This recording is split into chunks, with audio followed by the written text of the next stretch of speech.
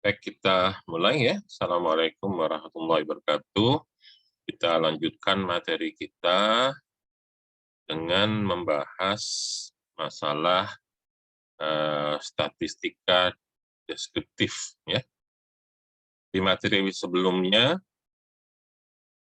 kita sudah membahas beberapa hal. Yang pertama, pengantar atau pengenalan apa itu statistika. Ya. Jadi, di kuliah pertama, statistika adalah satu bidang ilmu yang kita gunakan ketika kita berhadapan dengan kondisi ketidakpastian. Ya, jadi kata kuncinya statistika itu digunakan ya ketika kita berhadapan dengan kondisi ketidakpastian. Soalannya adalah kita sudah bahas ya di dalam kehidupan ini ya fenomena alam hampir ya saya katakan hampir seluruhnya, artinya dominan sekali situasinya ya atau kondisinya adalah sesuatu yang sifatnya tidak pasti ya, sehingga disitulah peranan ilmu statistik. Oke, jadi ketika kita misalnya kamu main kasti misalnya, kira-kira kalau saya mukul kena apa enggak? Kan nggak ada jaminan pasti kena. Ya, kamu main basket, kira-kira kalau kamu ngelempar bola, bolanya masuk enggak? Kita juga semua sudah sering melihat kejadian-kejadian sepak bola, sekalipun penalti misalnya, belum tentu masuk. Gitu.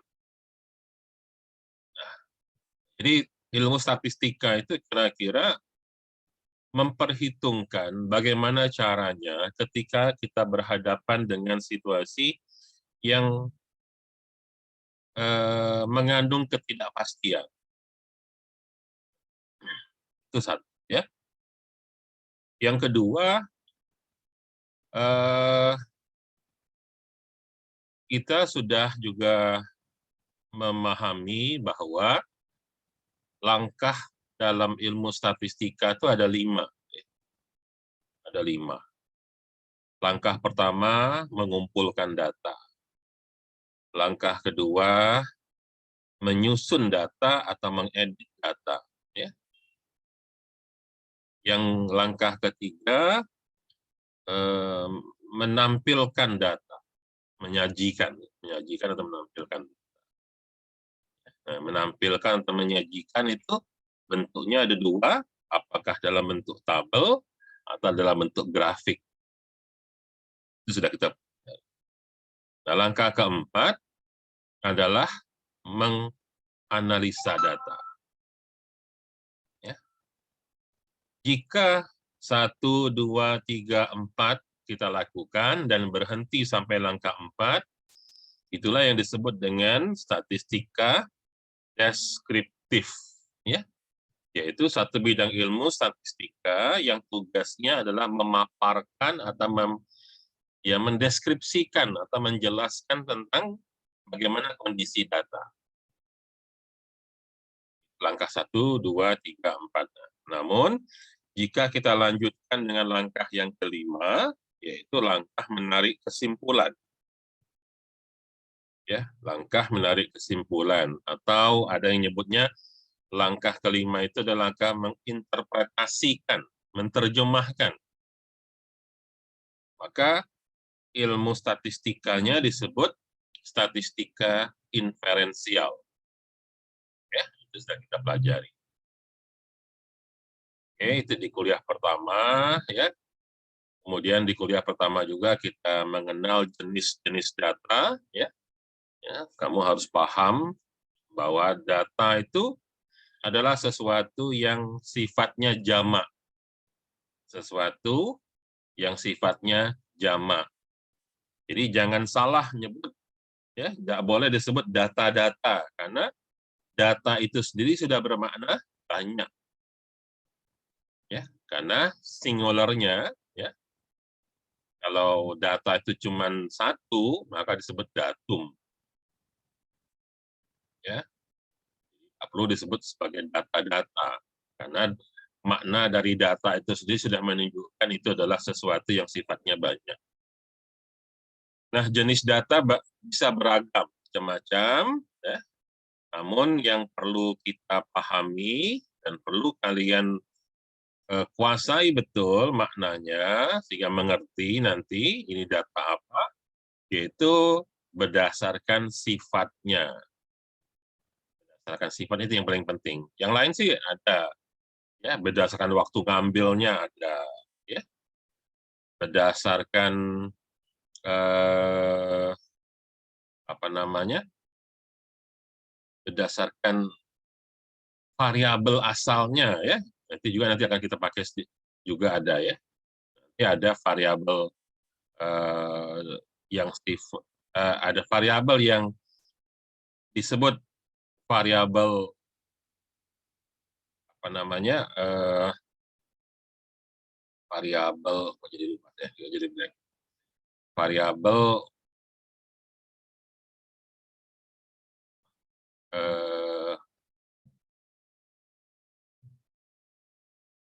continue dan discrete. Nah, sorry saya. Ya, ada variabel itu, variabel namanya variabel discrete, ada variabel continue. Maka data pun ada data discrete, ada data continue. Nanti akan kita pakai, tapi nanti di pertemuan keberapa baru kita pelajari. Tapi yang dari awal ini yang perlu kalian rasain bahwa variabel itu berdasarkan sifatnya, ada variabel kualitatif, ada variabel kuantitatif. Bedanya di mana? Kalau yang kualitatif itu variabel yang tidak bisa dihitung dengan aritmatika, yang tidak bisa dilakukan operasi matematik. Jadi dia nggak bisa dihitung dengan tambah, kurang, kali, bagi, dan sebagainya. Ya, karena dia bersifat kualitatif. Apa jenisnya? Itu ada data nominal, yang mana data nominal tugasnya, ya, sifatnya, ciri-cirinya adalah data yang berfungsi sebagai pembeda laki-laki, perempuan, jenis kelamin. Ya. Tugasnya membedakan mana yang laki-laki, mana yang perempuan. Makanya pembeda. Ada data, misalnya alamat. Jadi ada kolom, tabel, berisi data alamat. Maka alamat itu tugasnya pembeda. Membedakan antara orang satu dan orang yang lain. Nama. Ya, kalau ada data, nama. Nama itu adalah sesuatu yang masuk dalam kategori data nominal. Karena tugas nama untuk membedakan. Oh, yang ini namanya Tuti, yang ini namanya Amir. Itu dua orang yang berbeda. Sekalipun bisa jadi nama itu bisa saja sama orangnya. Namanya maksud saya. Ada dua orang namanya Amir. Oke, kalau namanya sama, dia harus dilengkapi dengan alamat. Oh, Amir yang tinggal di Sekip sama Amir yang tinggal di Pajo. Jadi tugas nama dan alamat untuk membedakan sebagai pembeda. Itu data jenis pertama, yaitu data jenis nominal. Kemudian yang kedua adalah masih dalam data kualitatif, ya. Ada data jenis kedua, yaitu data yang namanya data ordinal. Ordinal asal katanya dari ordo. Ordo itu artinya tingkat. Jadi data ordinal adalah data yang tugasnya, ya, tugasnya, fungsinya. Jadi kehadiran data itu berperan untuk yang namanya ordinal, tingkat, menunjukkan tingkatan. Contoh misalnya pendidikan. Ini kalau kita ngisi data, disuruh ngisi nih, pendidikan Anda apa? Nah, itu sebenarnya menunjukkan tingkat. Oh, yang ini tamat SD. Orang ini tamat SMP. Yang ini kuliah D3. Yang ini kuliah S1. Yang ini S3. Ya. Jadi di situ kelihatan ada tingkatnya. Sama-sama sekolah, kamu kelas berapa? Oh, saya kelas 3 SD. Yang ini kelas 5 SD. Kelihatan ada tingkatan. Kamu kuliah? Iya. Semester berapa? Oh, saya semester 1. Yang ini semester 5. Ya.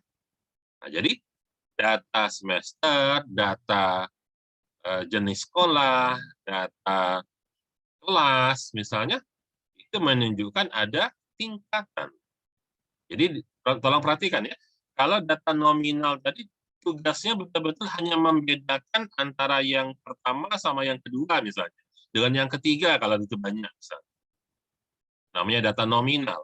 Tapi kalau data ordinal, dia menunjukkan ada perbedaan tingkat dari data tersebut dengan data yang lain. Ya, bisa dia lebih tinggi, bisa lebih rendah.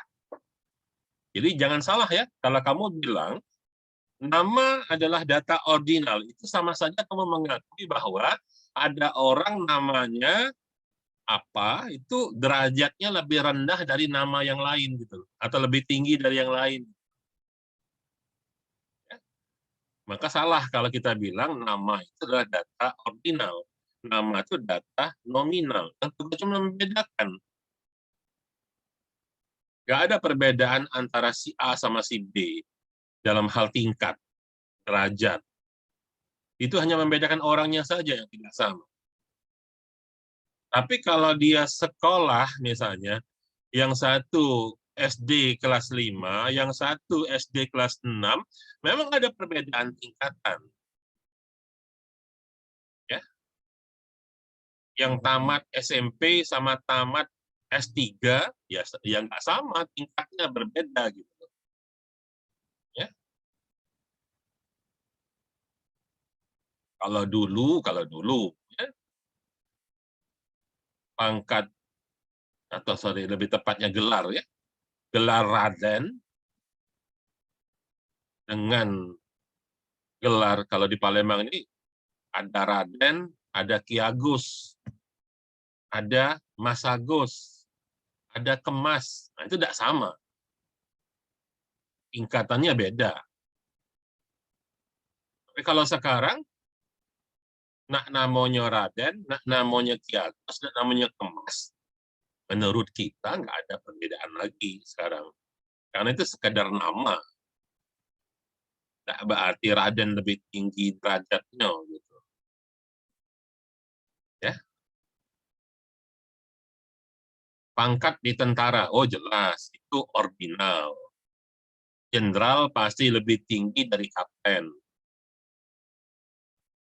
Ya. Kapten lebih tinggi dari kopral, pasti udah itu. Itu kalau pangkat seperti itu jelas tingkatnya ada tingkatnya. Ya, jadi jelas itu data yang sifatnya menunjukkan tingkat. Itu namanya data ordinal. Namun tidak sekedar menunjukkan tingkat, karena setiap ada tingkatan pasti berbeda. Maka dengan kata lain, data ordinal selain menunjukkan tingkat, dia juga sebagai pembeda. Ya, karena jenderal pasti beda dong sama kapten, kapten pasti beda dengan sersan, dengan kopral gitu. Jadi kalau ada tingkat, pasti sekalian dia menunjukkan fungsi sebagai pembeda. Oke, sampai situ bisa dipahami ya. Itulah dua jenis data yang masuk dalam kelompok kualitatif. Berikutnya, ada data jenis kuantitatif. Apa itu data kuantitatif? Yaitu data yang dapat dilakukan fungsi matematika, dapat dilakukan operasi matematika. Jadi data-data ini bisa ditambah kurang kali bagi. Kalau yang tadi nggak bisa ditambah kurang kali bagi, yang kualitatif. Ada nama orang Amir, ada satu lagi namanya Tuti. Apa bisa Amir tambah Tuti jadi sama dengan Amti? Gabungan dari Amir sama Tuti, ya nggak bisa lah. Ya, Amir, Amir, Tuti, Tuti, nggak bisa dijumlahkan. Masa 5 Amir ditambah 3 Tuti dibagi 10 Ratna misalnya, nggak bisa. Jadi artinya data itu nggak bisa dilakukan operasi matematik. Nah, sementara yang bisa dilakukan operasi matematik disebut data kuantitatif. Jenisnya terbagi dua juga, ada data yang namanya data interval, dan satu lagi data yang disebut data rasio. Data interval, ya, dari namanya saja kita tahu istilah interval. Interval itu artinya jarak, selang, namanya interval. Ya. Nah, tapi bedanya di mana? Bedanya kalau interval, kita cuma ngomong jaraknya aja. Ya. Jadi, Indralaya seringkali kita sebut kilometer 32. Kalau kita uang Palembang selalu nyebutnya, nah kemana? Ke KM 32, kilometer 32 Indralaya. Alang lebar disebut KM 12. Tapi kalau KM 12 tuh agak rancu saya gunakan contoh, maka nggak saya pakai contoh itu. Kenapa? Karena jelas itu mulai ngitung kilometer nolnya itu dari Masjid Agung. Jadi kalau Indralaya KM 32, sementara Prabu Mulih KM 90, jadi yang disebut interval itu adalah selisih antara Indralaya dengan Prabu Mulih. Nah, itulah. Itu namanya interval. Ya, itu. Jadi kalau kita ngomong interval, cuman ngomong jarak. Jaraknya.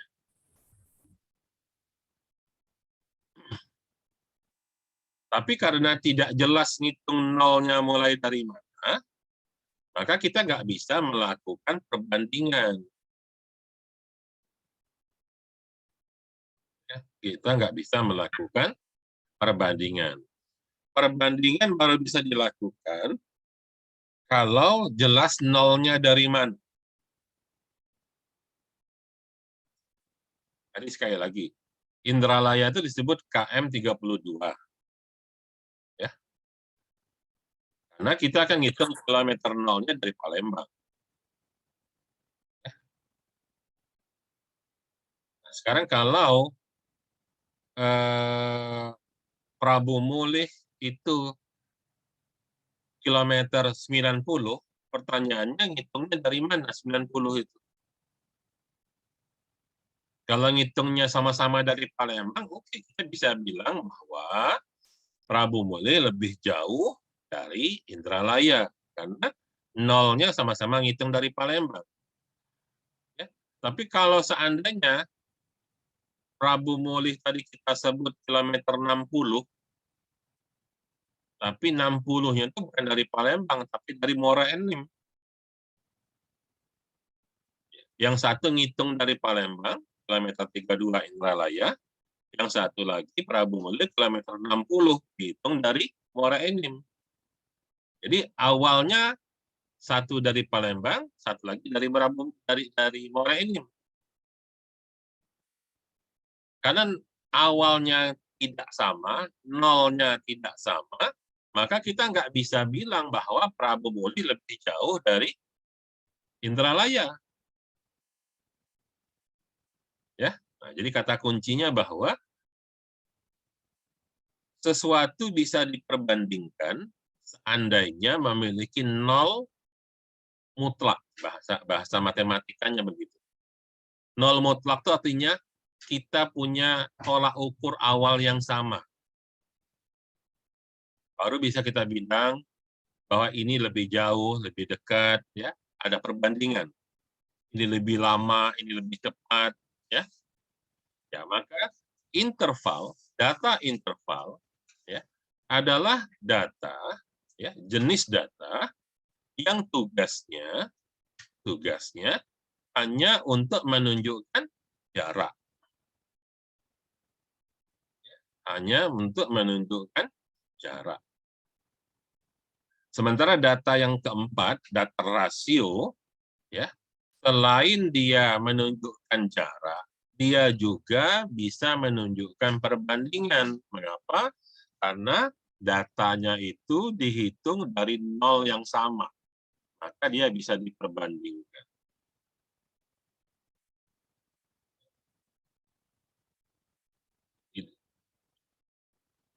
Oke, sampai di situ sudah kita lakukan praktikum juga, ya, bahwa dalam SPSS, ya, jenis data nominal ada, jenis data ordinal juga ada, namun di SPSS untuk data interval dan rasio itu mereka gabung jadi satu, ya, istilahnya adalah data jenis apa namanya?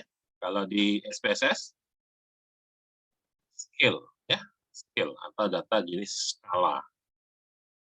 Perhatikan kalau di SPSS data nominal ada simbol bulatan-bulatan 3, ada merah, biru, hijau. Nah, itu menunjukkan datanya jenis nominal. Kenapa? Ya, maksudnya adalah membedakan mana yang biru, mana hijau, mana merah. Itu simbol data nominal sebagai pembeda. Data ordinal kelihatan kayak anak tangga, menunjukkan tingkatan, ada yang rendah, ada yang tinggi. Sementara yang satu lagi, jenis data yang ada dalam SPSS, itu dikasih simbolnya seperti mistar. Mistar, untuk menunjukkan itu adalah ukuran. Sesuatu yang bisa diukur, bisa dihitung. Oke, itu sudah kita pelajari di kuliah-kuliah kita yang pertama, ya. Praktikumnya kemarin yang kedua, ya. Kuliah kedua minggu yang lalu. Nah, di minggu yang lalu juga kita sudah belajar bagaimana cara menyajikan data dalam bentuk tabel dan grafik. Ya, dalam bentuk tabel dan grafik, di mana kita tahu ada jenis-jenis tabel, ada tabel klasifikasi, ada tabel klasifikasi, ada tabel kontingensi, dan ada tabel distribusi frekuensi. Ya, masing-masing sudah kita pelajari semua, jenis-jenisnya, teorinya, cara bikinnya, gunanya. Ya, dan sudah praktikum bagaimana cara membuat tabel di SPSS. Ya, itu sekedar untuk mereview bagi yang mungkin minggu lalu tidak masuk, silakan diulang pelajarannya, ya, yang masuk untuk mengingat kembali, ya. Dan hari ini kita akan masuk materi tentang statistika deskriptif, ya. Oke. Dalam statistika deskriptif sesuai namanya, tugasnya adalah mendeskripsikan, menjabarkan, memaparkan data. Ya. Dalam statistika deskriptif, ini adalah pelajaran statistika yang populer, yang saya yakin kamu sudah belajar sejak SMA. Ya. Kalau saya masih ingat sampai sekarang, saya pertama kali kenal ini ketika SMP. Kamu ya, belum zaman saya sekolah dulu, entah sama enggak atau enggak lagi sama sekarang ya. Ya namanya mean, median, modus itu saya sudah mengenalnya sejak SMP. Pelajaran mean, median, modus. Ya. adalah statistika deskriptif sebetulnya. Ya. Kalau SMA ada pastilah ini ada juga. Jadi di sini kita menggunakan istilah pengukuran gejala pusat, ya, atau nilai sentral, supaya kita bisa membedakan dari materi-materi yang lain. Sebenarnya inilah yang mean, median, modus itu, gitu ya. Tapi masih bisa dilengkapi dengan yang lain-lain. Selain mean, median, dan modus saja masih banyak yang masuk dalam kategori statistika deskriptif. Ya. Yang pertama, pengertian gejala pusat atau central tendency dalam bahasa Inggrisnya, ya, atau disebut juga sebagai nilai sentral. Kenapa disebut nilai sentral? Karena dia bisa menjadi wakil pusat dari sebuah rangkaian data. Jadi di sini istilahnya adalah rangkaian data. Ya. Karena data itu banyak, ya, ada serangkaian data, ada sederetan data, saking banyaknya, panjangnya banyaknya data itu, tentunya kalau kita baca semua data itu belum tentu efektif, belum tentu bermanfaat kalau membaca semua data. Maka central tendency atau gejala pusat itu kita akan mengambil suatu data sebagai wakil dari data tersebut, sebagai representasi perwakilan. Jadi misalnya ya, saya punya mahasiswa 40 orang, ya. Kemudian dekan bertanya kepada saya, Pak Iksan, bagaimana hasil ujian mahasiswa kelas statistik Bapak? Jadi kalau saya punya 40 orang, kan tentunya tidak efektif kalau saya sebutkan satu persatu 40 orang itu. Amir 60, Tuti 75, ya. Ratna 90, dan seterusnya sampai 40 orang saya sebut semua. Ya, tentunya tidak efektif. Pertama tidak efektif, dan juga ngapainlah kira-kira dekan nanya sikok-sikok. Dijelaskan sikok-sikok nama nilainya berapa. Sehingga sebagai wakilnya, saya bisa dengan mudah mengatakan, oke Pak, untuk hasil ujian statistika kelas saya, rata-ratanya adalah 75. Jadi cukup saya sebut nilai rata-rata 75. Itu sudah mewakili nilai dari 40 orang. Nah, ini yang disebut dengan gejala pusat atau central tendency. Jadi, dengan menyebutkan nilai rata-rata sebagai wakil dari seluruh nilai dari 40 orang, sudah memberikan gambaran tentang kondisi dari 40 orang. Ya, ini yang disebut dengan representatif, wakil data. Ya. Jadi memudahkan kita ketika kita melakukan analisa. Oh, kalau gitu rata-rata 75, oke, alhamdulillah bagus misalnya. Cukup disebut satu angka mewakili 40 data dengan menyebutkan nilai rata-rata. Atau cara lain, kalau tadi saya sebut nilai rata-rata ya, min-nya adalah 75. Atau saya bisa bilang bahwa hasil ujian statistika kelas saya dari 40 orang, ya, mediannya 60. Mediannya 60. Oh, Kalau mediannya 60, median itu apa? Nilai tengah. Kita langsung bisa punya gambar. Atau cara lain menjawabnya bahwa nilai ujian statistika kelas saya modusnya 90. Modusnya. Artinya apa? Modus itu adalah nilai yang paling banyak.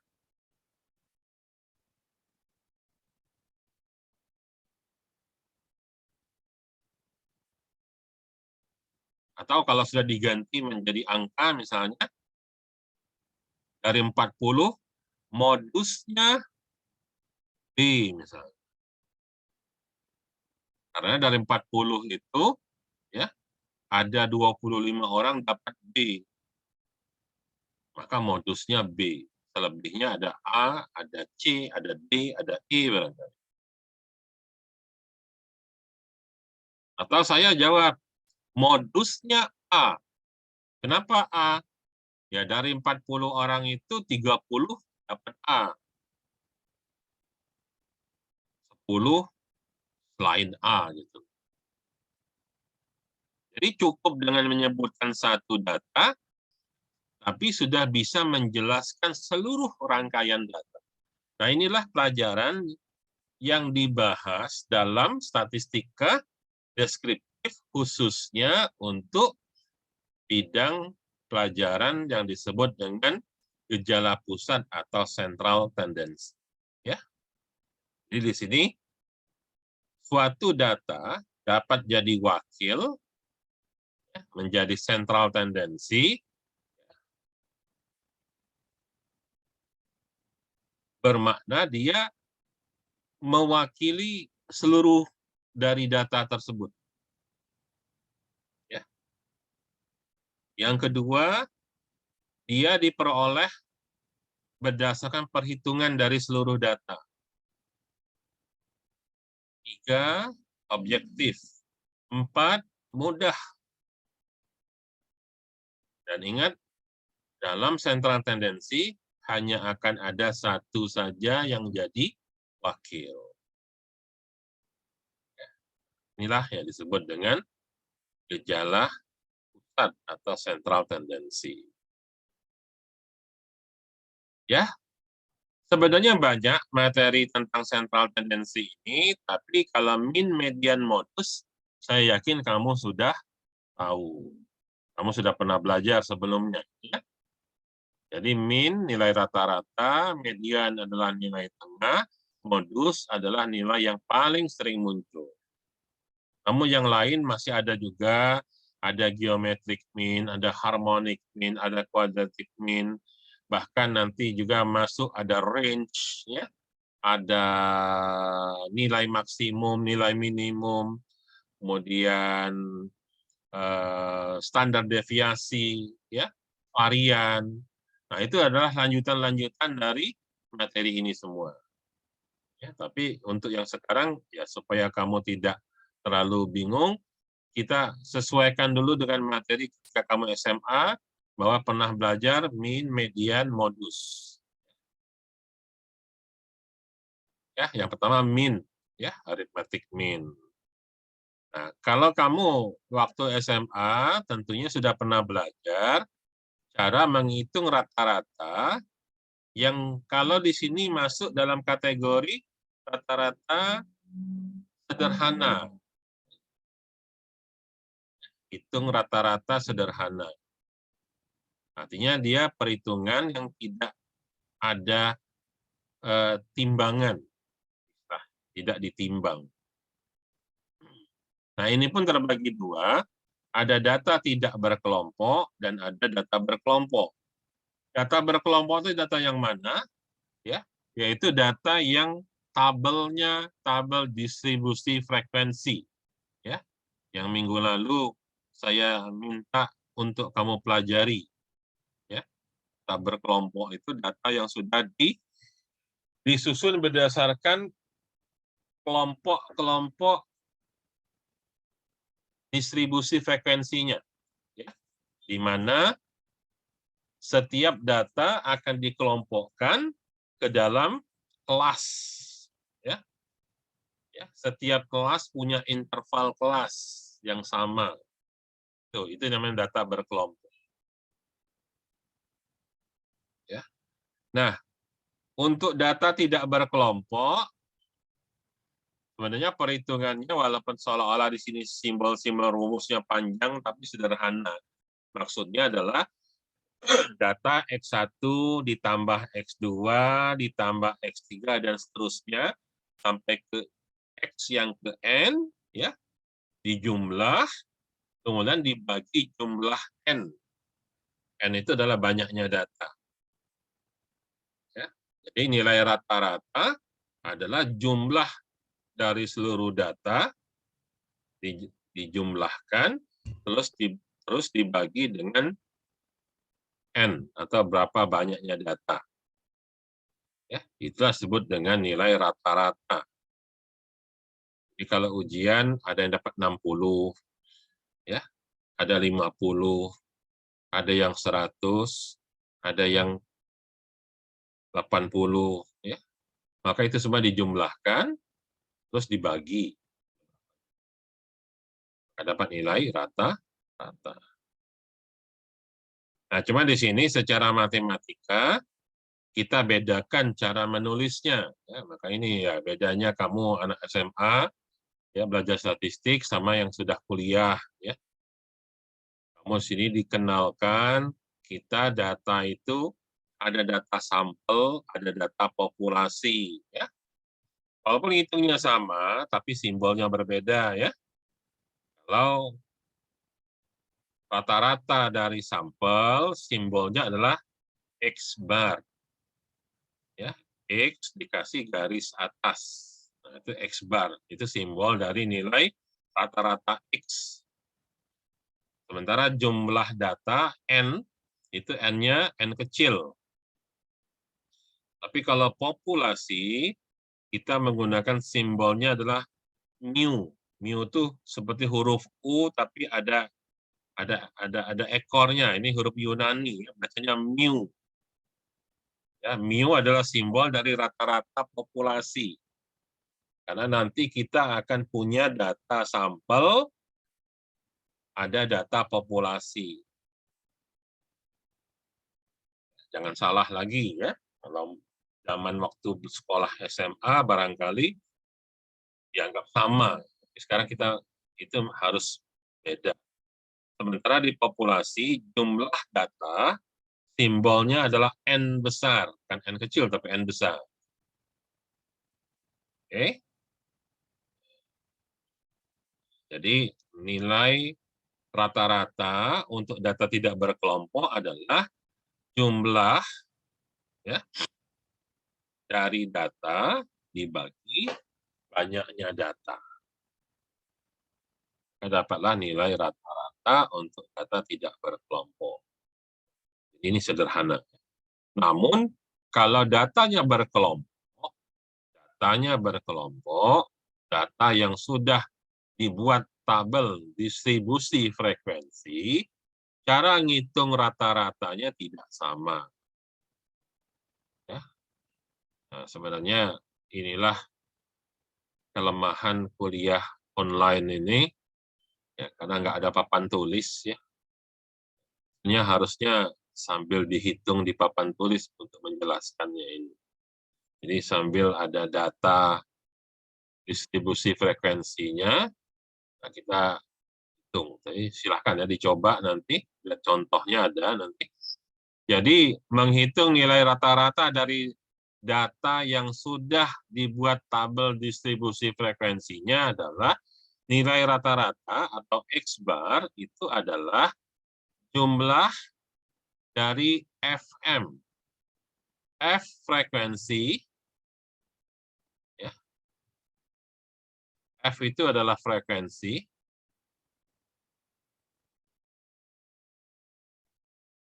Jadi frekuensi tentunya adalah banyaknya data. Ya.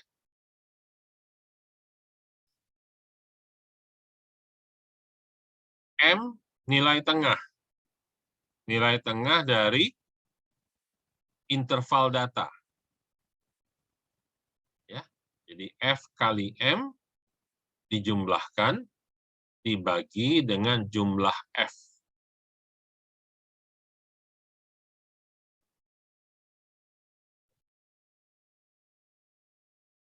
Itu cara menghitung nilai rata-rata dari data yang sudah dibuat tabel distribusi frekuensinya yang sudah berkelompok. Ya. Contoh untuk yang sederhana data tidak berkelompok. Ya. Misalnya kita punya data, ya, ada 5 data, yaitu 25, 30, 40, 20, dan 35. Berapa nilai rata-ratanya? Ini adalah jumlah sigma dari XI, artinya X ke I dijumlahkan. X1 tambah X2 tambah X3 tambah X4 tambah X5. Ya, karena I-nya ada 5. Jadi 25 tambah 30 tambah 40 tambah 20 tambah 35. Totalnya 150. Dibagi 5. Maka dapatlah nilai rata-ratanya 30. Ini gampang ya, mudah dipahami. Nilai rata-rata dari mana datangnya 30? Yaitu rata-rata dari 25 tambah 30 tambah 40 tambah 20 tambah 35 dibagi 5. Dapat 30. Oke. Ini gampang ya, untuk contoh data tidak berkelompok. Nah, bagaimana data yang berkelompok? Lihat data yang berkelompok.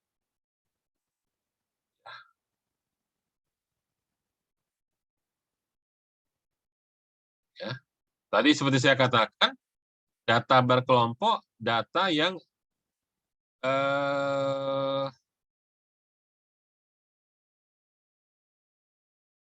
ada intervalnya, ya.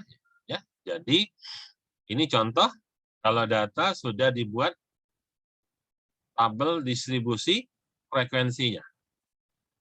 Sudah dimasuk dalam kelompok berdasarkan kelas. Ya, ini pelajaran tentang tabel distribusi frekuensi. Jadi sudah kita buat kelas-kelasnya. Jadi artinya data itu sudah dikelompokkan ke dalam kelas ini. Nah, di mana dalam tabel distribusi frekuensi, selain ada kelasnya, di mana kelas itu punya interval, dia akan punya frekuensi F. Frekuensi adalah banyaknya data yang ada di dalam kelompok ini. Nah, nanti akan ada nilai tengah, M. M itu mid, nilai tengah. Dari mana datangnya M? Itu dihitung dari BBK itu batas bawah kelas. BBK itu batas bawah kelas. BAK batas atas kelas. Oke, kita lihat. Kelas yang pertama. Batas bawahnya berapa? Batas bawahnya tentunya 23 ya. Dikurang setengah. Batas bawahnya adalah 22,5. Sementara batas atasnya yang mana? 32 ditambah setengah. 32,5.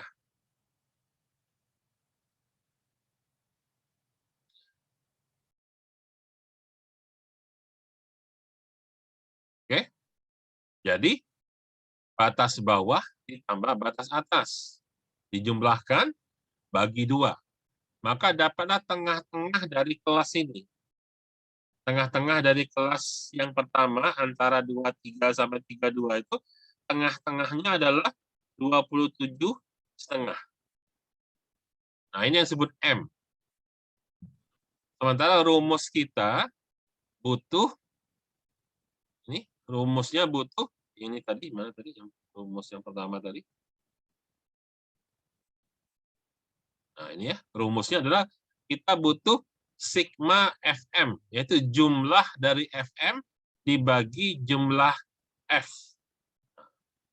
Oke, jadi kalau kita contoh, maka kita harus punya kolom FM, yaitu perkalian dari F, frekuensi, dengan M.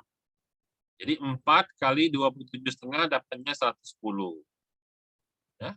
Untuk kelas yang kedua, 8 F-nya, ya, tengahnya 37,5 kali 8, 300, dan seterusnya. Ya, sampai total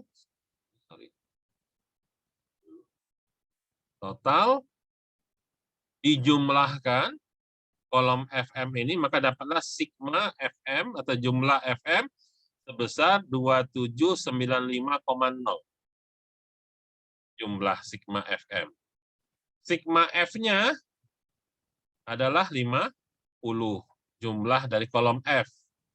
Maka nilai rata-rata dari data yang sudah dikelompokkan berdasarkan tabel distribusi frekuensi ini adalah sigma FM atau total jumlah F kali M dibagi sigma F atau total jumlah F. Dapatnya 2795 dibagi 50 adalah 55,9. Itu cara menghitung nilai rata-rata ketika datanya sudah dikelompokkan. Kalau datanya belum dikelompokkan, belum dalam bentuk tabel distribusi frekuensi, ya kita totalkan saja semuanya, terus dibagi jumlah data. Tapi kalau sudah dia dikelompok-kelompokkan dalam tabel distribusi frekuensi seperti contoh ini, maka cara menghitungnya begini.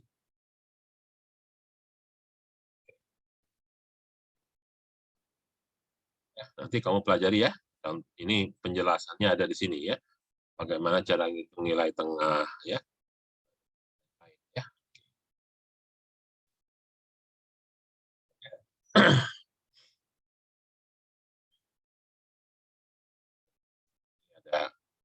Ada cara singkat, ada cara panjang ya. Pelajari semua ini ya. Ini ada cara singkat, ada cara panjang. Ya, sama. Hanya rumusnya aja beda. Nah, berikutnya adalah kalau data ada yang disebut perhitungan sederhana yang tidak ditimbang, nah berikutnya tentunya ada cara perhitungan yang ditimbang. Yang ditimbang itu artinya ada bobot. Ya. Misal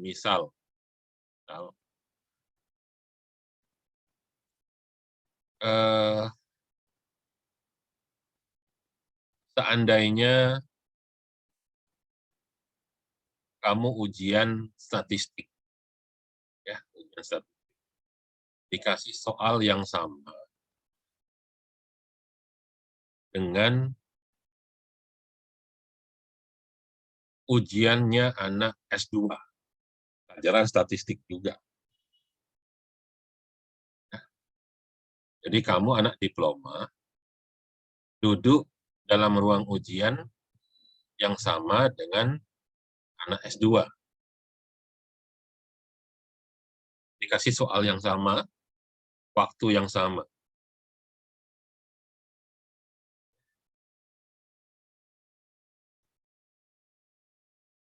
Kemudian, saya sebagai dosen akan menghitung nilai rata-rata hasil ujian, di mana semua nilai saya jumlahkan, terus saya bagi berdasarkan ada berapa orang mahasiswa di dalam kelas tersebut. Kira-kira hasil perhitungan nilai rata-ratanya benar nggak?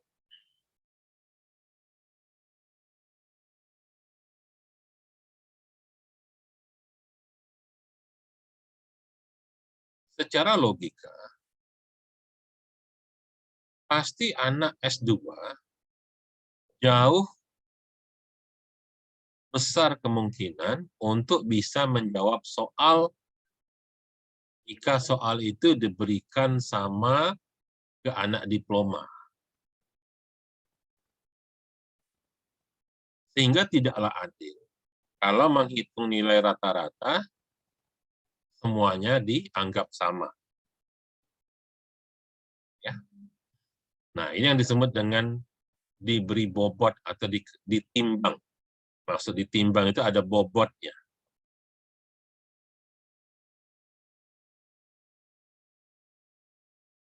Jadi, memberikan bobot itu artinya ada faktor koefisien yang diperhitungkan.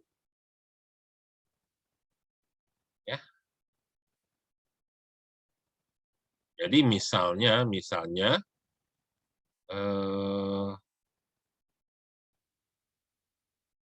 diberi bobot apakah dianggap lebih sulit atau lebih mudah misalnya.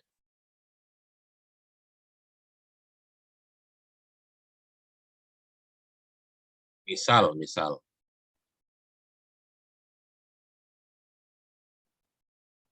kalau kalian sebagai anak diploma dikasih soal yang sama dengan anak S2, maka tentunya nilai kalian itu harusnya diberi bobot lebih.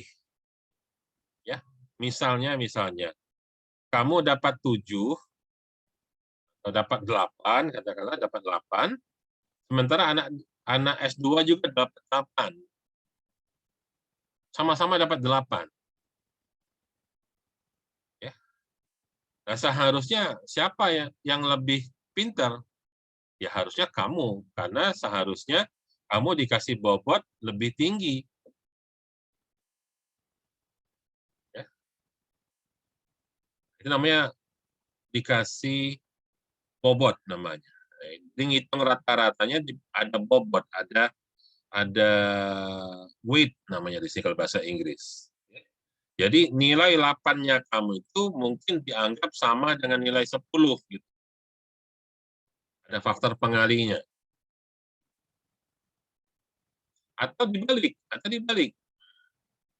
Kamu dapat 8, ya, dengan anak diploma dapat 8, anak S2 dapat 8 juga. Maka 8-nya, nilai 8 anak S2 tadi harus kita kali dengan 0,5 misalnya, karena itu sama saja dengan dia dapat nilai 4 gitu. Jadi itu namanya nilai dikasih bobot, ya. Ini prinsip konsepnya saja, ya, ngitungnya nanti tinggal dirumuskan. Jadi akan selalu ada bobotnya yang dimasukkan dalam perhitungan ketika kita menghitung nilai rata-rata. Ya, perhitungan bobot. Berikutnya median. Ya, median adalah nilai tengah. Jadi kalau kita punya 10 data, ya, masalahnya 10 itu tengah-tengahnya nilai yang mana? Karena kalau genap susah nyari tengah. Tapi kalau ganjil 11 misalnya, ya, jadi ada 11 data, maka data yang ke-6 itu pasti median. Dia akan ada 5 di kiri, ada 5 di kanan kalau kita jajarkan. Jadi kalau dia jumlah datanya genap, itu adalah harus dihitung dari gabungan 2 data yang di tengah. Ya. Jadi median adalah nilai tengah dari serangkaian data yang telah disusun. Jadi kita harus nyusun dulu. Ya, harus disusun secara urut, data itu mulai dari terkecil atau terbesar. Atau dibalik dari besar ke kecil juga boleh. Yang penting harus urut. Nah, ketika sudah urut, nah carilah data yang di tengah-tengah. Nah, itu disebut dengan median. Nah, bagaimana cara menghitung median? Kembali lagi, data kita punya ada data yang tidak berkelompok, ada data yang berkelompok. Ya. Kalau tidak berkelompok, gampang ya. Tadi disusun dulu dari terkecil sampai terbesar, ya. Kemudian ambil tengahnya. Cara ngambil tengahnya ya kita lihat posisi ya. Sini rumus ini LMD, L itu location maksudnya ya, lokasi. Lokasi median. LMD itu singkatan dari lokasi median. Titik tempat data median.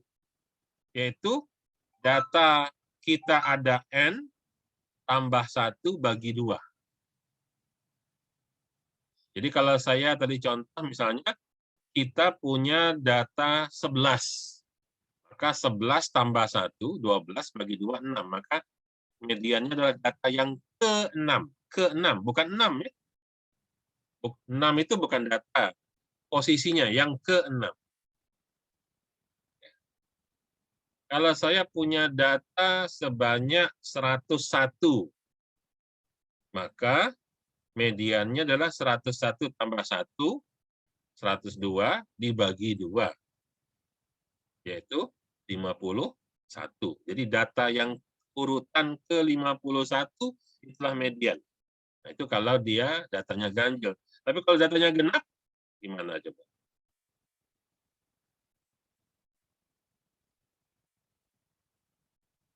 Ya.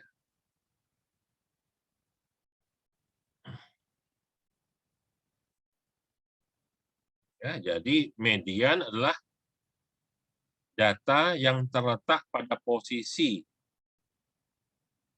N plus 1 dibagi 2. Ya, jadi nilai median adalah data yang terletak pada posisi ke N tambah 1 bagi 2. Ya. Sementara kalau data berkelompok, data yang sudah dalam bentuk tabel distribusi frekuensi, rumusnya ya, ini ya, median itu adalah LMD. Apa itu LMD?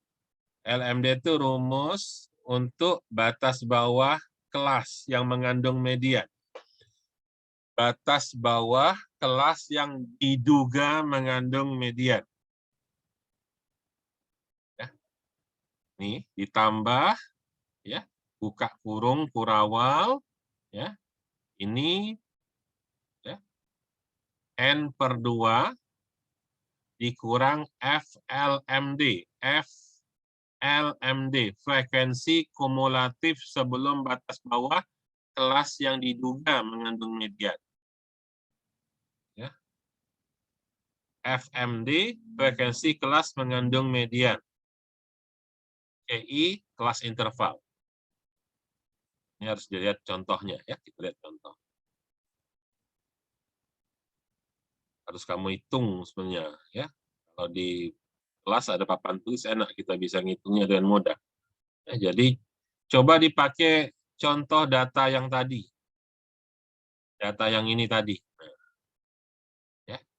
Data yang aslinya mana? Nah, ini ya.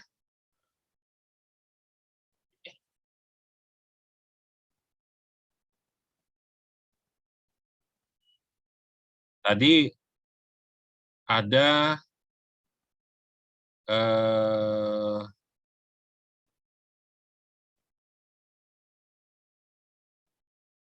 rumus ya untuk menghitung nilai median dari tabel distribusi frekuensi. Ya.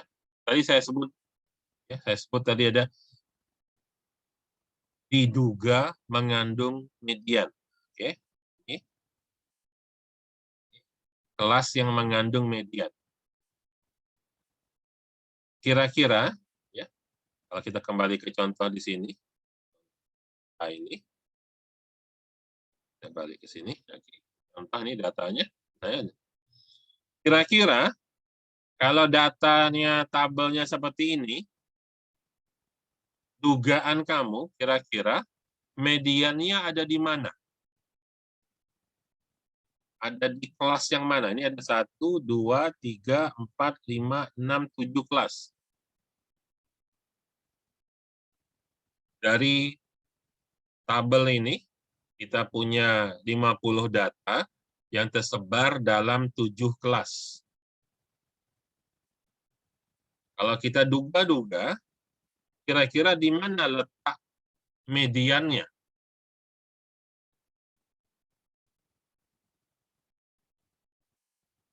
sebenarnya kita boleh menduga di mana saja, nggak ada masalah.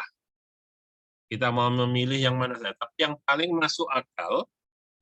masuk akal, ya, itu kita pilih, ya, yang kita duga itu adalah mediannya berada di dalam kelas yang frekuensinya paling banyak. Nah, ini kita duga di sini. Ini frekuensinya 12. Maka kita duga nilai median tabel ini adanya di dalam kelas antara 53 sampai 62. Ya. Jadi kalau tabel ini kamu gunakan untuk menggunakan contoh, ya, pakai rumus ini, coba kamu hitung. Ya. LMD, batas bawah kelas yang diduga mengandung median. Nah, berapa LMD-nya? Batas bawahnya? Coba kamu hitung. Batas bawahnya tadi tabel ini berapa? Tabel ini diduga di sini kan? Batas bawahnya yang mana? 52,5 ya. Jadi seperti yang ini tadi, rumus yang ini. Nah, batas bawah tuh BBK-nya 52,5 ke LMD. Ya. Kamu catat sendiri. Ya, ini makanya susah kalau kuliah online beginian nih. Ya. LMD-nya adalah 52,5. Ya, buat rumus seperti ini. Ditambah kurung kurawal N dibagi 2. N jumlah frekuensi. Frekuensinya itu berapa? 50. Nah, berarti 50 bagi 2 itu 25. Ya. Dikurang FLMD. Apa itu FLMD? Frekuensi kumulatif sebelum batas bawah kelas yang diduga mengandung median. Frekuensi kumulatif sebelum batas bawah. Nah, frekuensi kumulatif. Nah, mana? Kita lihat datanya. Ya. Lagi sini. Frekuensi kumulatif adalah jumlah frekuensi sebelum batas bawah ini tadi. Jadi kalau batas bawahnya di sini, di kelas yang keempat ini, maka frekuensi kumulatif sebelum tentunya adalah 4 tambah 8 tambah 9. Berapa itu? 4 tambah 8, 12. 12 tambah 9, berapa? 21. 21. Oke. Ya. Frekuensi kumulatif sebelum kelas yang diduga mengandung median. Balik lagi ke rumus tadi. Berarti FLMD-nya adalah 21. N per 2, 50 per 2. Berarti 50 per 2 ini 25. Jadi 25 dikurang 21. Berapa 25 kurang 21? Coba kamu catat ini. Tadi LMD-nya, LMD berapa tadi? 52,5. Ya. LMD adalah 52,5. Ditambah buka kurung kurawal. Ya. Kemudian ini kurung kecil dulu, N per 2. N-nya 50 bagi 2. N per 2, 50 per 2. Dikurang 21. Tutup kurung kurawal. Dibagi FMD. FMD apa? Frekuensi kelas mengandung median. Yang mana tuh? Frekuensi kelas mengandung median? Kita lihat lagi. Frekuensi kelas yang diduga mengandung median. Tadi yang mana nih? Frekuensi kelas yang diduga mengandung median? Yang ini, yang 12. Berarti FND-nya sama dengan 12. FMD-nya 12. Nih, balik lagi ke sini. Ini jadi maju mundur ini kalau begini. Susahnya kalau kita belajar online begini. Pakai papan tulis enak. Jadi FMD-nya 12. CI-nya kelas interval. Kelas intervalnya ada berapa nih? 10 ya. Kalau kita hitung tadi antara ini ya, Antara 53 sampai 62, 10 kan itu? 53, 54, 55, 56, 57, 58, 59, 60, 61, 62. Ya, 10 ya. Nah, itu kelas interval 10.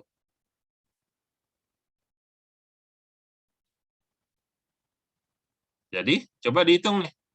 Coba dihitung. LMD 52,5 ditambah nih kurung kurawal dulu. 50/2 sama dengan 25 ini. Dikurang 21. 25 kurang 21 berapa? 3. 4. 4 ya. 25 kurang 21, 4. Tutup kurung kurawal. Ini kurung kurawal itu menunjukkan urut-urutan ya, mana kali, mana bagi duluan ya. Nah, terus dibagi dengan FMD itu 12. 12 kali 10. Coba berapa dapatnya? Jadi mediannya berapa? Siapa yang bisa ngitung? LMD 52,5 ditambah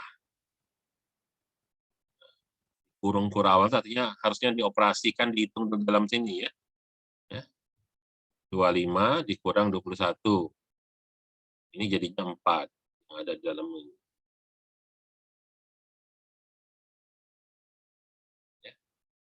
Jadi 4 dibagi 12. 4 bagi 12 kali 10. Baru ditambah dengan 52,5. Berapa itu?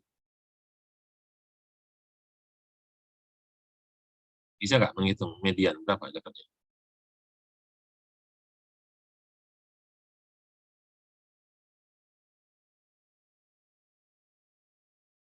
Coba pegang kalkulator masing-masing.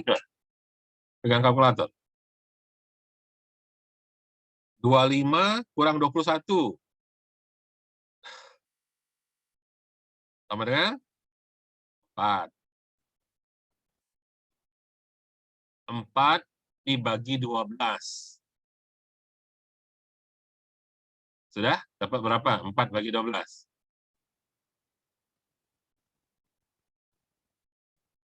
4 bagi 12 sama dengan berapa? Kali 10.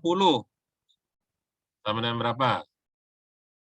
Nah, baru dijumlah dengan 52,5. Dapat berapa?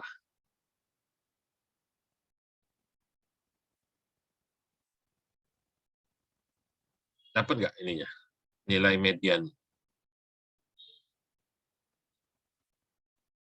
Nah, itulah nilai median dari data yang sudah berkelompok dalam tabel distribusi frekuensi.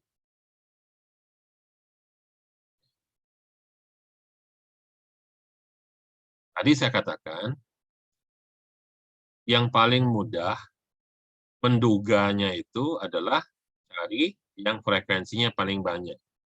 Tapi itu tidak wajib. Kamu bisa coba dengan cara yang sama, pakai kelas yang lain yang kamu duga. Boleh-boleh aja. Nanti hasilnya kan kembali lagi ke hasil yang sebenarnya. Oke, silakan dicoba ya. Begitu juga untuk modus ya. Modus adalah data yang paling sering keluar. Jadi gampang kalau ini sebenarnya modus itu.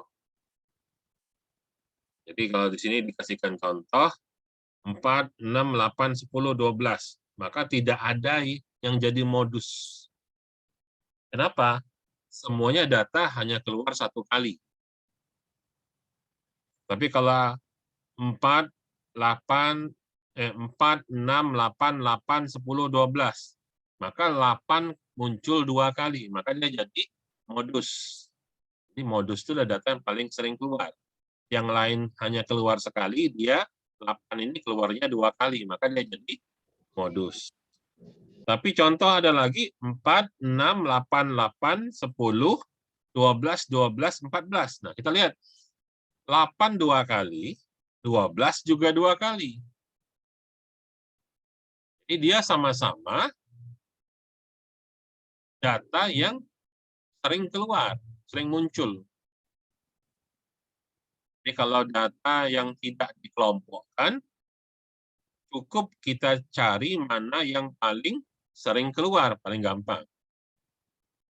Tapi kalau data sudah masuk dalam tabel distribusi frekuensi, ya, atau dengan kata lain, data sudah berkelompok, maka cara mencari modusnya nggak bisa langsung seperti itu.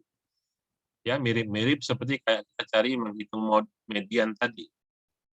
Ya, jadi ada rumusnya modus itu adalah LMO. Apa itu LMO? Tepi kelas bawah kelas modus. Artinya tepi kelas bawah dari kelas yang diduga di situ ada modus. Nah, sebenarnya paling ideal memilih yang kita duga sudahlah tentu yang frekuensinya paling banyak. Namanya juga modus, kan? Nah, maka dia diduga di situ. Nah, tepi batas bawah. Jadi kalau kita data kita tadi, tepi batas bawahnya, ya sama kayak tadi, 52,5. Karena itu frekuensi 12 di situ. Maka patut diduga itu tempat paling banyak, paling sering muncul modus. Nah, LMO ditambah D1 dibagi D1 tambah D2 kali CI. Apa itu D1? D1 selisih frekuensi modus dengan frekuensi sebelumnya. Sementara D2 selisih frekuensi modus dan frekuensi sesudahnya. Oke, kita lihat contoh ya. Contoh, balik lagi ke tabel yang tadi, tabel distribusi frekuensi tadi. Ini, oke. Di mana kita duga ada modusnya?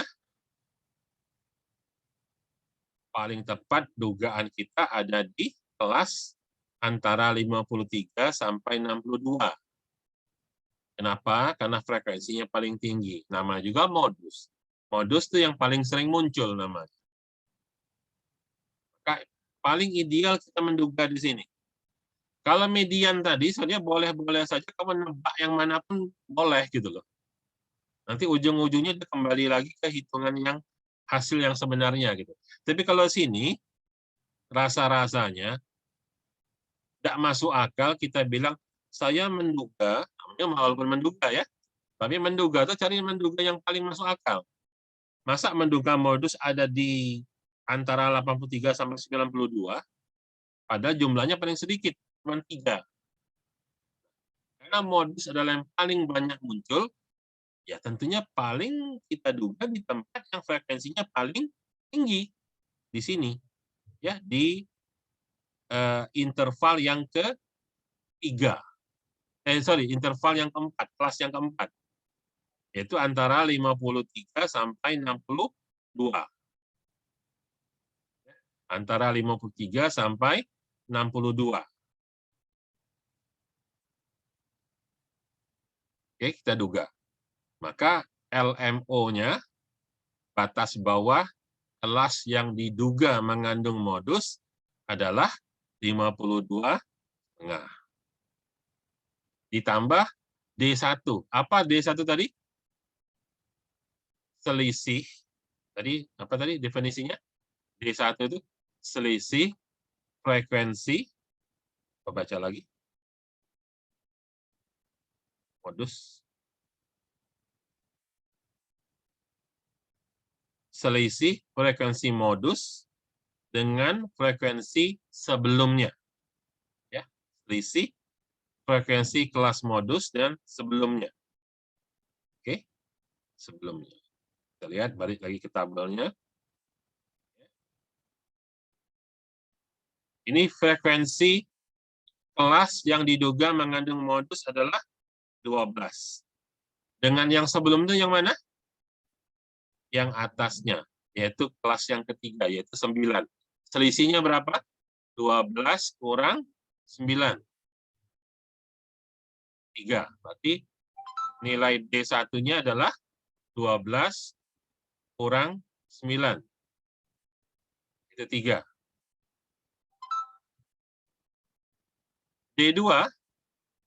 D2 apa? Selisih kelas yang mengandung modus dengan kelas setelahnya. Kelas setelahnya itu yang mana? Yang antara 63 sampai 72 itu ada 8. Jadi selisihnya berapa? 12 kurang 8. Selisihnya berapa? 4. 4. Jadi D1 3, D2 4. Nah, balik ke rumus ini tadi. Balik ke rumus, hitung nih. D1-nya adalah 3, D2-nya adalah 4. Jadi di sini rumusnya adalah LMO-nya berapa tadi? 52,5 ditambah D1 3 per 3 tambah 4 kali CI. CI itu kelas interval. Kelas intervalnya 10 tadi kan? Jadi berapa? Ini 52,5 ditambah 3 D1 dibagi 3 tambah 4 kali CI 10. Sama dengan berapa?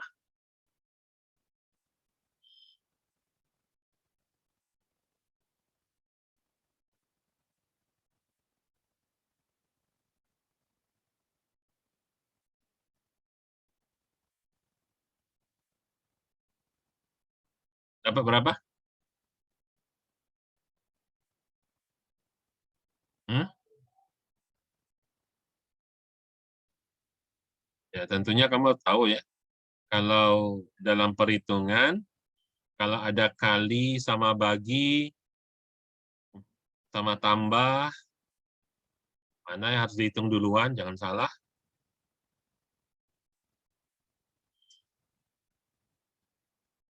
Ya,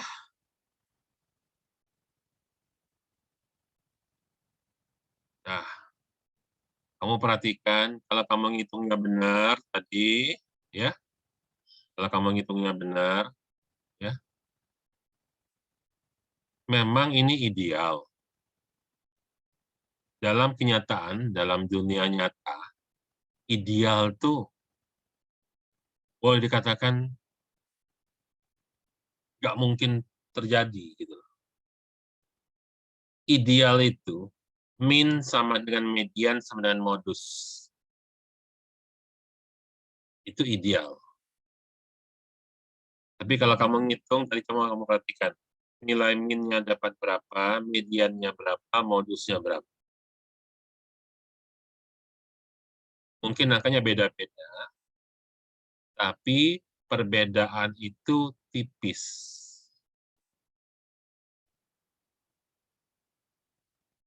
Kalau bedanya jauh banget, misalnya minnya dapat 55, mediannya dapat 100, aneh. Coba berapa nih? Tadi minnya berapa tadi?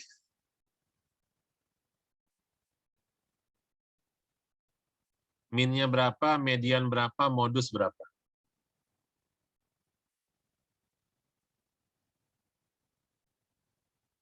Hmm?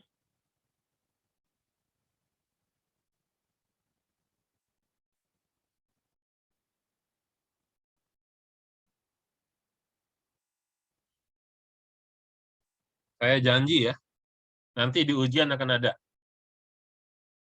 Jadi saya akan kasih tabel distribusi frekuensi atau kasih data. Di pertama tantangannya adalah buat tabel distribusi frekuensinya dulu. Setelah itu hitunglah berapa min, median, modus. Harus bisa. Dan ngoreksinya gampang. Nah itu tadi. Kalau beda-beda sedikit-sedikit, beda-beda koma-komaan aja, atau bedanya satu angka atau dua angka, misalnya yang satu dapat 52,75, yang satu lagi dapat 53, itu sih masih oke gitu.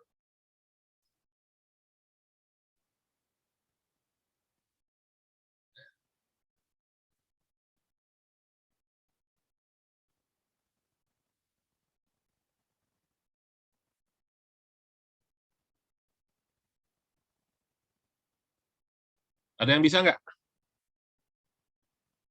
Hah? Saya coba cari contoh soalnya dulu ya. Bentar. Enggak ya? Enggak gitu.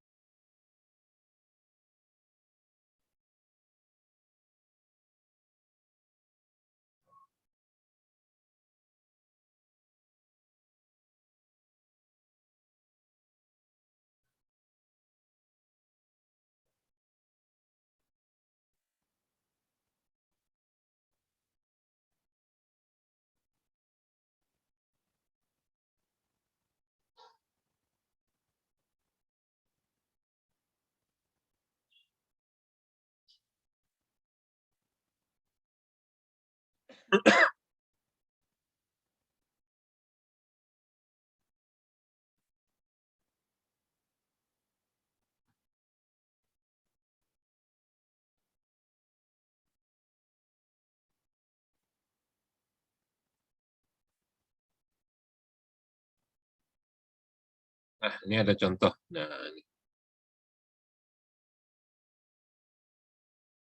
jawabannya nih udah ya, jawaban soal. Jadi soalnya saya kasih data, perintahnya adalah buatlah tabel distribusi frekuensi. Ya,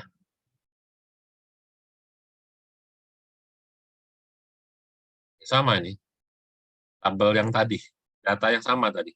Ya, 23, 32, ya, 33, 42 sama dengan yang jadi contoh soal tadi. Jadi ada 50 data, nah, dibuat tabel distribusi frekuensinya. Jadilah seperti ini, tabel distribusi frekuensi. Nah, karena dalam perhitungan kita membutuhkan beberapa hal, ya seperti tadi, kalau tabel distribusi frekuensi hanya ada kelas, intervalnya, sama frekuensinya saja. Tapi dalam perhitungan mau ngitung min, median, dan modus, kita perlu ngitung macam-macam, antara lain perlu nilai mid, nilai tengah tadi, ya nilai tengah, nilai mid, ya, maka akan ada f kali mid, kan? F kali m tadi. Oke, ini kemudian pertanyaan berikutnya berapa min, median, dan modus. Nih ya, nih nilai minnya kalau pakai data berkelompok sigma f kali mid dibagi sigma f. Dapatnya 55,9. Kalau ngitung median, ini ya, LMD ditambah N per 2 dikurang FLMD dibagi FMD kali CI. Tuh, dapatnya 55,83. Ya, modus LMO ditambah D1 per D1 tambah D2 dikali CI. Nah, dapatnya 56,79. Benar nggak hitungan kamu? Ya, tadi saya katakan kondisi ideal, ya, ideal itu artinya yang paling sempurna lah, paling sempurna. Itu min sama dengan median sama dengan modus. Tapi kalau kita hitung kenyataan, ya susah mau cari yang persis sama. Tapi kalau kita lihat seperti ini, ya minnya 55,9, median 55,83, modus 56,79. Nah, itu sudah mendekati ideal. Tapi kalau kamu misalnya ngitung min 55,9, betul. Terus mediannya dapat 100, nah itu pasti salah. Pasti salah. Ya, pasti salah. Nggak mungkin dia melenceng jauh sekali. Modusnya dapat 2.000, oh, sama ngawur ngitungnya. Kalau dekat-dekat, oh, memang mau dapat sempurna min sama dengan median sama modus itu susah. Karena tidak ada yang sempurna 100%. Ini contoh ya. Bagaimana ya, salah satu contoh soal, tapi bisa datanya beda.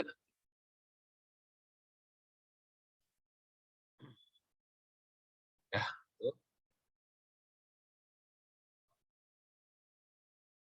salah satu. Ya, kalau dulu pernah jadi ujian, sekarang jadi contoh soal. Nanti ujian kamu nggak ini, beda. Lain. Penting kan rumusnya, cara belajarnya. Oke, ada pertanyaan sampai di sini? Bagian mana yang belum paham? Nah, itu dulu. Jangan numpuk yang bingung. Kalau bingungnya masih sedikit, masih enak dipelajari. Coba pelan-pelan, saya nggak buru-buru dulu. Supaya nanti jauh-jauh, banyak-banyak, isinya bengong semua, hang semua ya. Saya harap juga tidak terlalu jauh dari yang apa pernah kamu belajar di SMA. Nah, saya coba menggunakan pendekatan SMA dulu belajar bagaimana, sekarang kita nambahnya di bagian mana. Ya, kalau dulu kamu belajar ngitung min, median, modus hanya untuk data yang tidak berkelompok. Sekarang karena kita sudah belajar ada yang namanya data berkelompok dalam bentuk tabel distribusi frekuensi, ya, maka min, median, modus juga bisa dihitung dari data yang sudah berkelompok. Karena kadang-kadang kita menerima data tidak selalu dalam bentuk original yang belum dikelompokkan. Kadang-kadang sudah dalam bentuk kelompok. Ya, biasanya karena jumlahnya sangat besar. Kalau kita masih bermain dengan data cuma berapa biji data, hanya 20, nggak ada masalah. Tapi kalau sudah ribuan, ratusan, biasanya datanya sudah di kelompok-kelompok.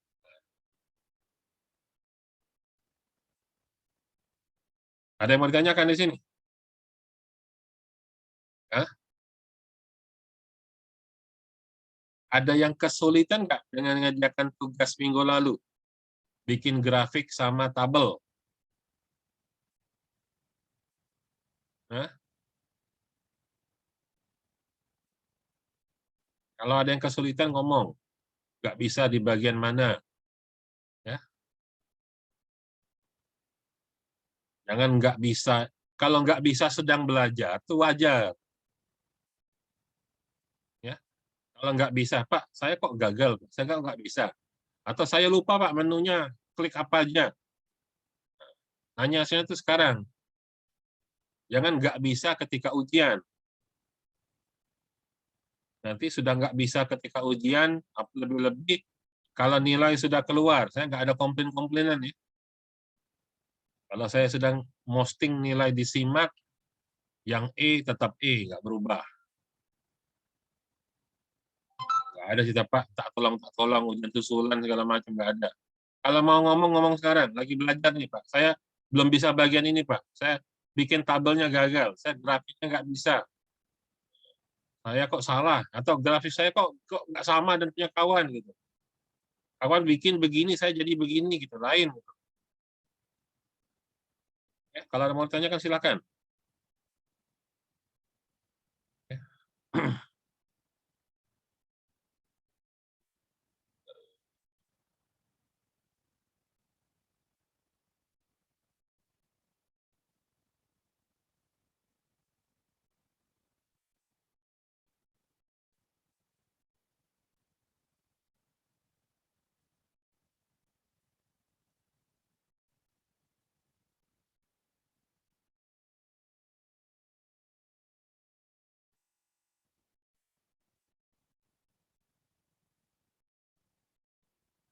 Oke, kalau begitu coba buka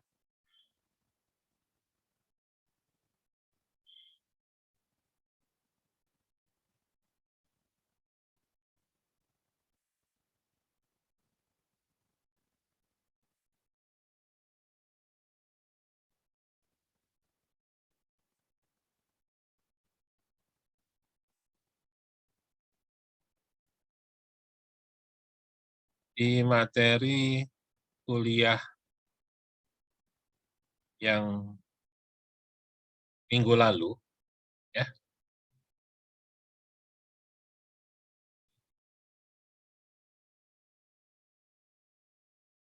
yang ini ya, yang distribusi frekuensi ini.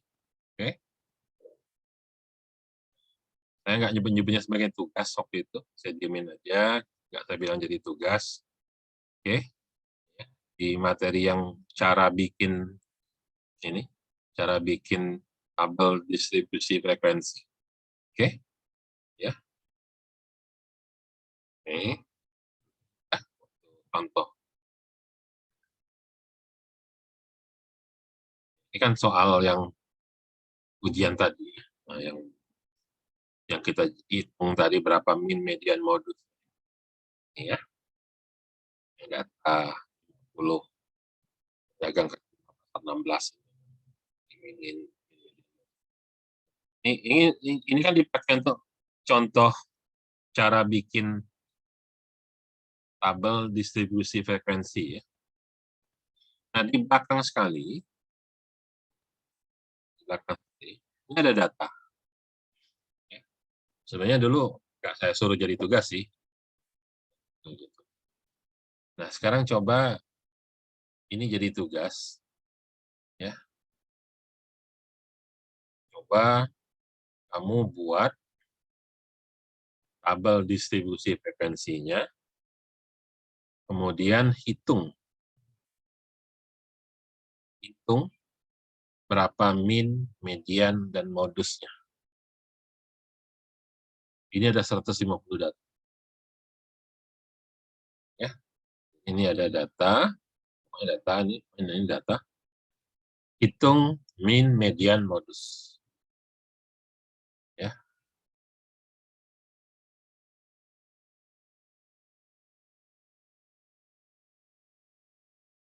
paham ya? Ya, hitung berapa min, median, dan modus dengan cara data berkelompok.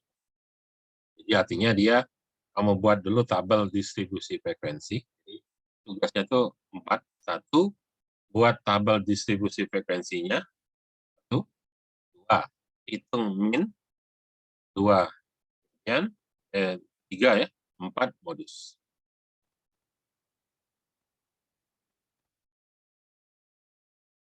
Ya, nanti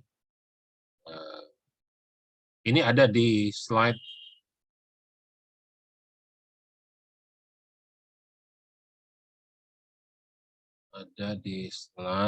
oh ini lama ini.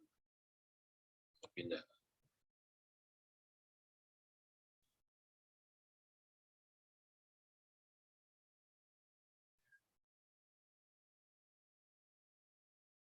Di sini ya.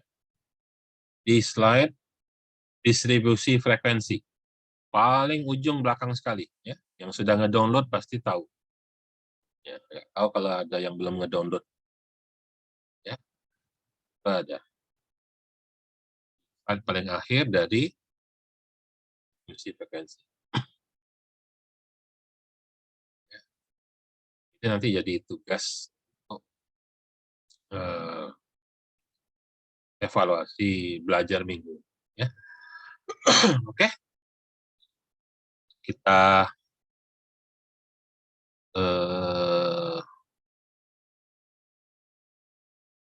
akhiri itu dulu. Jadi nanti praktiknya langsung praktek ngitung, ya, praktikum pakai SPSS. Ya.